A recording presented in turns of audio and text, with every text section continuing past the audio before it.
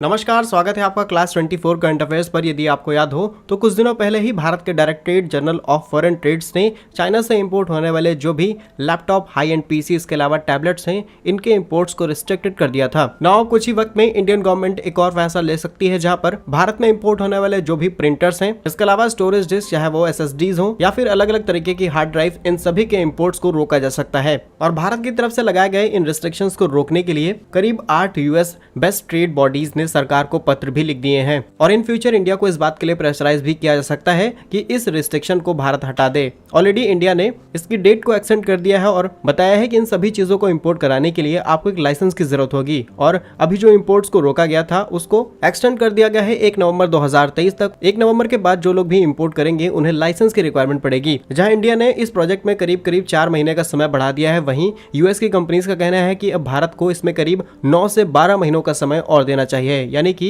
नवंबर 2024 तक का टाइम देना चाहिए इस लाइसेंस रूल को लाने के लिए। तो आइए इस पूरी डेवलपमेंट को इस वीडियो में समझते हैं और वीडियो के लास्ट में एक बहुत ही इंपॉर्टेंट अनाउंसमेंट है आप सभी के लिए, वीडियो को लास्ट तक जरूर देखिएगा। देखिए, करीब 4 अगस्त के आसपास भारत एक नोटिफिकेशन जारी करता है और बताता है कि जो भी कंपनीज भारत के अंदर laptop, high and PC and tablets को इंपोर्ट करी हैं, अब उनको इंपोर्ट कराने के लिए एक लाइसेंस की रिक्वायरमेंट पड़ेगी, जिससे बड़ी बड़ी कंपनीज परेशान हो जाती हैं, जिनमें शामिल हैं Apple, Intel, Google, Lenovo, Dell and HP जैसे बड़े प्लेयर्स। क्योंकि भारत के अंदर ये सभी चीजें बहुत तेजी से इंपोर्ट की जा रही थी और सिर्फ 9 महीने के भीतर करीब $5 बिलियन का इंपोर्ट भारत ने सिर्फ लैपटॉप, पीसी एंड टैबलेट्स में कर लिया है। जहां भारत सरकार का मेन फोकस ये था कि भारत के अंदर जो भी डोमेस्टिक मैन्युफैक्चरर्स हैं उनको इन सभी सेक्टर में आत्मनिर्भर बनाया जाए और भारत को लंबे समय तक किसी और देश पर निर्भर न रहना पड़े। इसके लिए ये सब सोच करके ये फैसला लिया गया था। लेकिन HP, गूगल और लेनोवो जैसी कंपनीज सहित करीब 8 ऐसी बॉडीज ने अमेरिकी सरकार को 15 अगस्त को एक पत्र लिखा और बताया कि भारत का ये फैसला ठीक नहीं है, भारत को इसके बारे में पहले इन्फॉर्म करना चाहिए था, उसके बाद अगर इस लाइसेंस प्रोसेस को इंप्लीमेंट करते तो शायद इतनी दिक्कत ना आती। वैसे तो भारत ने इस प्रोजेक्ट को करीब 4 महीने आगे और बढ़ा दिया है,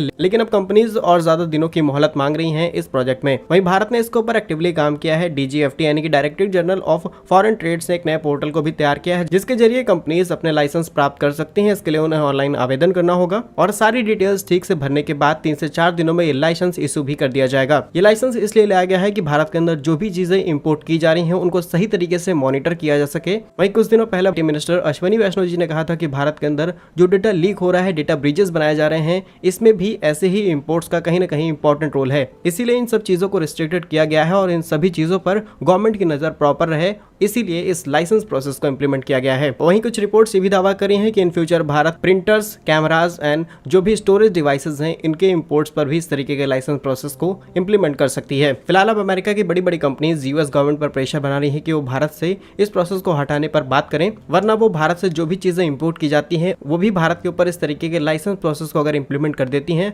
तो इससे भारतीय कंपनियों को काफी नुकसान उठाना पड़ सकता है। अब देखते हैं इंडियन गवर्नमेंट इसके ऊपर किस तरीके से रिएक्ट करती है। आपका इसके बारे में क्या सोचना है, हमें कमेंट्स में जरूर बताइएगा।